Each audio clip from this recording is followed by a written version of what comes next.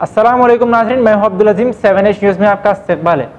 Senior crime reporter M A. Rashid की जानिब से इफ्तार पार्टी का एहतमाम किया गया, जिसमें याकुतपुरा एमएलए जनाब मुमताज़ अहमद खान, सौजून task force DCP Chaitanya Kumari के अलावा दूसरों ने भी शिरकत की। आइए देखते हैं इस मामले पर हमारे नुमाइंदे अकरम की ये रिपोर्ट।